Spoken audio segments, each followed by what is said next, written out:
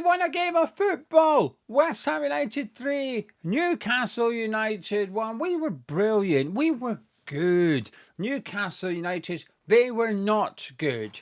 And that will be the story from their perspective. And so it should be. They're Newcastle United fans. Focus on your performance. But I'm a West Ham United fan. I'm going to be slightly biased.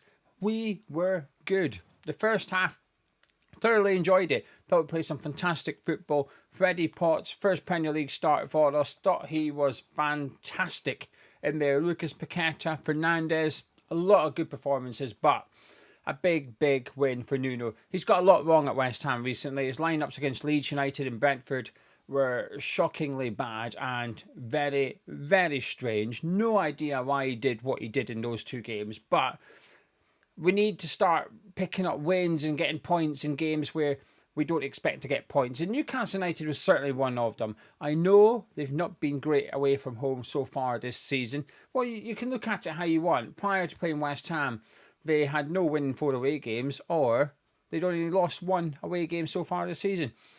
Depends which way you want to look at it.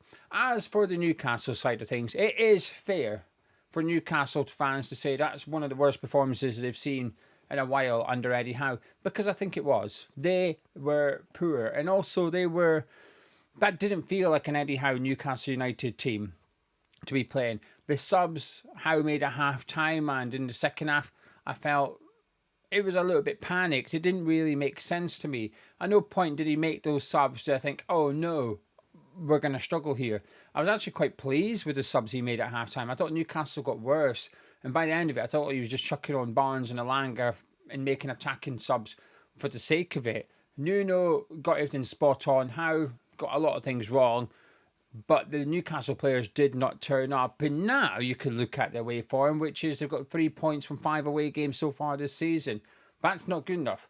If you want European football, never mind Champions League football, European football, that is not good enough from Newcastle United. But a big 3 points and 3 goals from our team as well.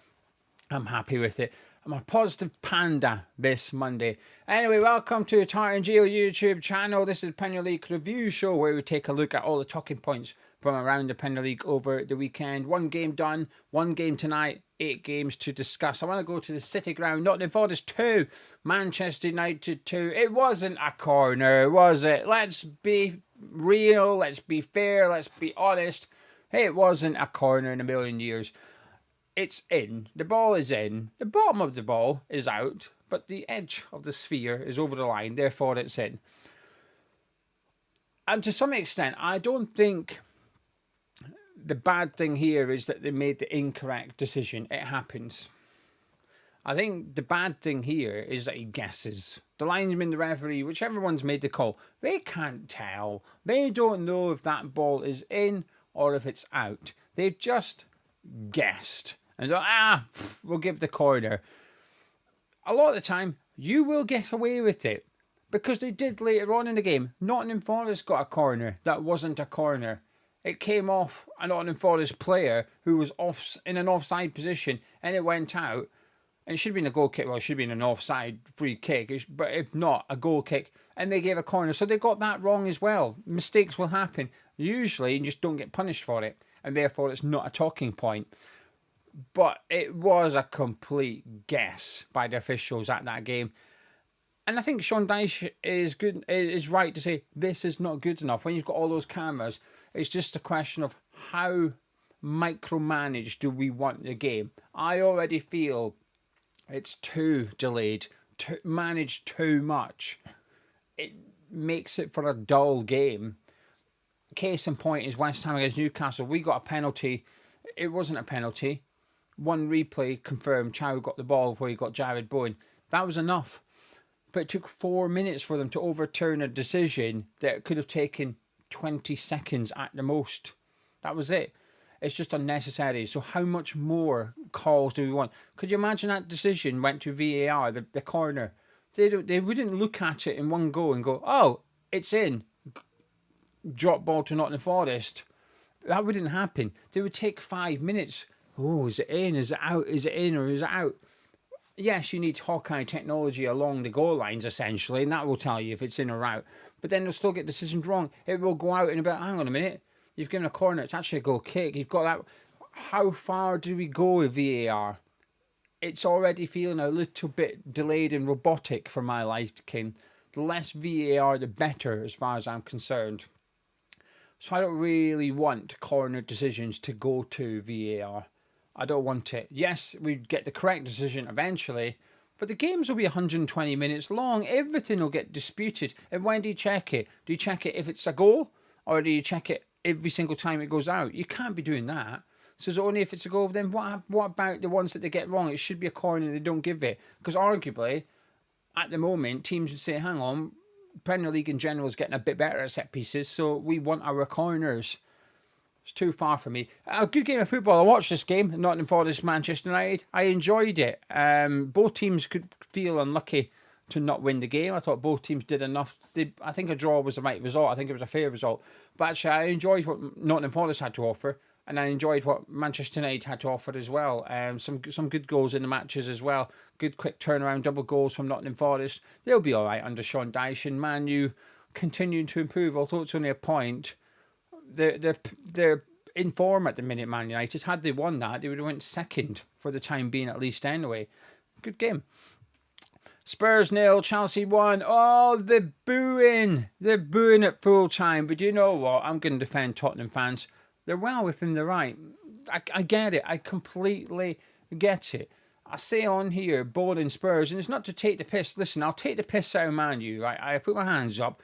A lot of the stuff I say about Man U is just a bit of a joke, right? But with Tottenham, when I sit here and go boring Tottenham, boring Spurs, it's not to wind anyone up. It's because they're boring. And at home, the results haven't been good. Their performances have been even worse. I think they're perfectly well within their rights to boo. I've seen a lot of the third in the league, what they're booing for, because it's not fun to watch. It's not enjoyable to watch. And they ain't getting the results at the minute either. They were crap against Chelsea. Chelsea, I don't know how that game finished 1-0. That game could have easily been 2-3-0 Chelsea. Chelsea were good. The word reckless did a lot of heavy lifting in this game, though. Every VAR, reckless. I mean, some of those tackles that were going in, that bookings were getting handed out for. I mean, one of them wasn't even a free kick. Spence was involved. Wasn't even a free kick. Fernandez was lucky not to get sent off. Bentancur was lucky not to get sent off. He studs on ankles, these challenges. Reckless. That word did a lot of heavy lifting in that game. I enjoyed the game. I think it's because it had that aggression towards it. But I can understand any Tottenham fan booing that. I totally get it. They are dire at the minute, and it's not looking like it's going to improve anytime soon. Liverpool 2, Aston Villa 0. Emery, man, what you doing? Liverpool have been struggling to defend against teams that play long ball, direct. Brentford just last week showed you, go direct. Get the ball in behind that Liverpool defence. You'll get a bit of luck. Villa turn up and start playing out from the 6-yard box, and that's why they went 1-0 down. Just a bad pass by Martinez. And then he tries to be too clever. He almost marks Gakpo. He assumes Salah's going to pass it to Gakpo and doesn't get back in his goal. Decent enough finish by Salah. Decent enough finish by Gamberg. Just poor by Aston Villa. Poor by Unai Emery. This game should have been more competitive than it was. Villa unlucky not to take the lead. Rodgers hitting the post.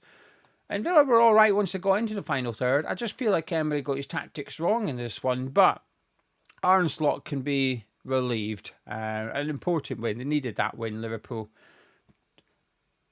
Off to Craven Cottage. I haven't seen this game. So far, I've seen all the games. I didn't see Fulham thump Wolves, but let's talk about Pereira. He's gone. He had to go, didn't he? I feel like he is the sacrificial lamb, really, isn't he? A poorly run club doing poorly run club things, and 2 points from 10 games. You can't survive. You just cannot survive that. So he had to go. And at some clubs, like Nottingham Forest, when they got rid of Postecoglou, and then I thought, they'll be all right. As long as they get the next appointment right, they'll be fine. They've got Dyche in. Whether it's the right one or not, we'll wait and see. But I think they'll be okay. I think they'll stay up, regardless. Don't get that vibe with Wolves.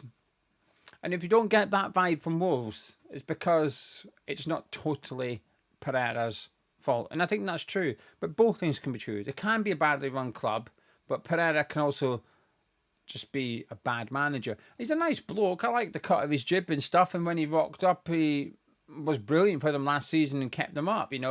Points then pints. Unfortunately, it's now P45 as well. As for that game, it just looked like the most Wolves performance ever. And I only seen the highlights to almost set up the first goal, intercept it, but give it to Jimenez, who then plays it to Sessegnon, who goes into the space that you've just vacated. Then Agbadu, who I thought was good when he first rocked up at Wolves, but he looks like an absolute shambles of a player, gets sent off with, I was going to say clumsy. It's just stupid. He just runs into Josh King. He's not getting the ball, just runs into him. It's a red card. I've got no complaints over the red card. He is denying a goal scoring opportunity. The other Wolves defenders miles away. He's not getting back in there. And it felt like it was lucky to only be 3 by the end of it. Can't remember who it was that hit the post at the very end there. Should have made it 4, but it looked like a comfortable enough afternoon for Fulham. An important win. 4 defeats in the bounce. Playing at home to the team that's bottom of the league. You need to make sure you get 3 points from that. And they did. Well done, Fulham. Well done, Marco Silva. And Pereira, I think him getting sacked is a reflection on Wolves as a football club rather than Pereira as a manager personally. We'll cover it more later on in the week once they appoint someone. Perhaps Gary O'Neill again. Brighton 3, Leeds 0.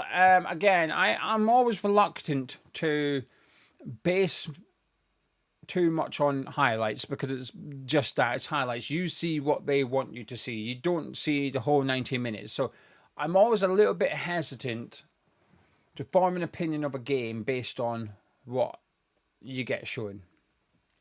However, the highlights certainly made on. It was all one-way traffic and Leeds got battered in this game. So much so that one of the highlights for Leeds was Calvert-Lewin hitting a shot a mile wide. And I thought, well, that's as good as it's going to get. You didn't really do much by the looks of it. Perry, I think I'm still unsure of him as a goalkeeper. I think he's a decent shot stopper, but apart from that, I remain unconvinced by him.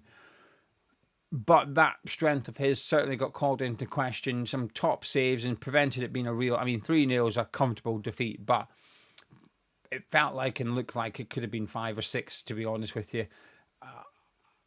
A big win for Leeds against West Ham United, but this is certainly bringing them back down to earth with a bump. However, what I will say is the Leeds United fans that I've seen are quite humble. Even when they beat us, there was a little bit of gloating, but I think most Leeds fans their comments towards myself was more, can't believe how bad you were, and there was almost like sympathy to some extent, but they weren't getting carried away. They were like, right, good win, but there's a long, long way to go, and I think a lot of them still expect to get relegated, if anything.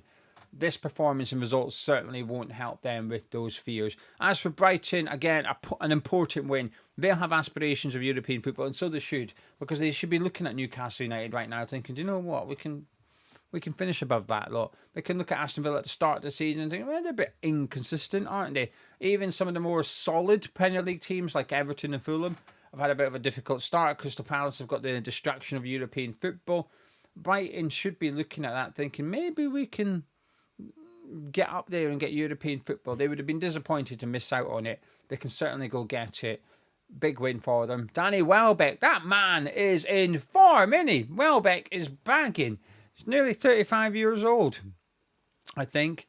And bar Haaland, he's the most informed striker in the Premier League at the moment. Speaking of Erling Haaland, there's no stopping him, is there? Man City 3, Bournemouth 1. Now, I sort of half-watched this game. It was on. I was trying to watch it. I will confess, because of West Ham's win, I didn't really pay complete attention to this game. And I was looking forward to watching it as well. And the bits I was watching, it looked like a good game. It's just that I got carried away. I've got a West Ham channel, as many of you know. I was just speaking to West Ham fans on there during the game. I was just excited. I was happy. Normally we get beat. I do my work, phone down, watch the games like this. But because we won, I was enjoying it. I was enjoying the happiness. Anyway, Haaland, machine. You don't don't defend in a high line with Erling Haaland. What were Bournemouth doing? It's just suicide to defend like that against Manchester City with him. I will say, I enjoy the performance of Turkey. He's obviously rocked up and comes with a reputation of being that sort of playmaker, that number 10, and don't know loads about him, to be honest. We've seen bits of him, but that's it. And I haven't seen much of him at Manchester City, but when he has played, I've liked it. And I thought he was really good against Bournemouth. And didn't really have him down as getting an assist from a header, but there we go, that's football. As for Bournemouth, they certainly made a go of it. They competed with Manchester City, and I think that says a lot about them. I don't think they'll finish second in the Premier League, where they were before the weekend round of games got underway. But again, they can be like Brighton. They can think, do you know what, we're good enough to finish in the top 7 here and go get European football. It may be bottom end of the top 7, but they should be looking at Newcastle as well, thinking, we're better than that mob, we can do this. Burnley 0, Arsenal 2. It looked like a bit of a straightforward routine win. I mean, another corner that they scored from. What I would say, even though he got an assist, Josh Cullen stops Gabriel. Right, that's the thing, isn't it? When you play Arsenal, how do you stop them scoring from a corner? Well, you focus on Gabriel. How do you stop Gabriel? And Burnley arguably did that because Josh Cullen prevents him from getting a head on the ball. The problem is he gets his foot on the ball and sets up Gyökeres to score. So even when you cut out one of the threats, he still possesses a threat. Declan Rice scoring as well. Looked like one-way traffic, obviously, with Burnley with that free kick at the very end there. They can write this one off. As I said in the preview, I wasn't meaning to be disrespectful or rude or that, but I think a 1-0 defeat to Burnley would have been a good result for them this weekend. Lost 2-0. Don't worry about it. Play us next weekend. Should be a good game. Obviously, as a West Ham fan, I'm a bit more confident and hopeful after beating Newcastle. But as a Burnley fan, they should be thinking, right, we go there and we can get a win like we did against Wolves. We're more than back on track. Not really a result Burnley need to worry about. But it's just important that Arsenal keep churning these out. They want to win the Premier League title. Of course they do. They've got to just keep winning games like this because years gone by, when Spurs win a title race, Arsenal, the team that doesn't win the title, this is the type of game that they mess up on. There's always a game or two where they just get beat unexpectedly, and that sort of throws them a little bit. But Arsenal just look like the complete package. Still just another clean sheet. 3 goals conceded this season. Ridiculous. And I'm going to finish it up. Crystal Palace 2, Brentford 0. Even the highlights didn't make this game look good. There was a shot on the hour mark for Brentford. They had their first shot on target from Reece Nelson. And I think they said it was the 57th minute. And then it came up, it was full time. Even the highlights reel had no highlights. An important win for Crystal Palace, though. They are going to struggle. I think we're already seeing this, a little bit of inconsistency, if you like, in their results because of their European adventure. I think it's only going to get worse for them. They've still, it might get resolved, but at this point, they've still got 4 games in 8 days of football, which I don't think it should be allowed. I don't think that should be a thing. I understand scheduling is difficult and congestion is difficult, but surely you can't. Can they play that? I mean, they're going to have to, but I think it's going to take its toll. So in the meantime, it's important that they just get enough wins in there to be competitive in the Premier League. As for Brentford, they've been in good form prior to this one. Crystal Palace are still a bloody good team, despite, I think they went 3 without a win before this one. Despite that, it's a hard place to go, a hard team to play against. Unsure off the top of my head who Brentford's got next weekend, but hopefully for them, they can avoid defeat and they'll be looking okay in terms of the league table. Anyway, there you go. 9 Premier League games discussed. 1 game tonight. Sunderland hosting Everton. I'll be honest with you, I'm hoping for a Sunderland win because when the league table flashed up after the Manchester City game, I was looking at it thinking, all right, we win, we go on 10 points, and there's a few teams on 11 points, one of them being Everton. I thought, hey, somehow, some way, it's not looking that bad if we can beat Burnley next weekend. So I still want results to go in our favour. And who would have thought at the start of the season, on match day 10, a result to go in favour of a team in the bottom 3 would be Sunderland beating Everton. But that's the reality. That is the result going in our favour at this point in time. Sunderland to beat Everton. fingers crossed. Anyway, thank you very much for joining me. If you've somehow enjoyed this review, please do drop a like on it by clicking thumbs up. Just want to say a massive thank you for all the support in the month of October. 40-something thousand views. I earned 180 quid. Thank you very much. I appreciate the support. I will catch up with you later in the week.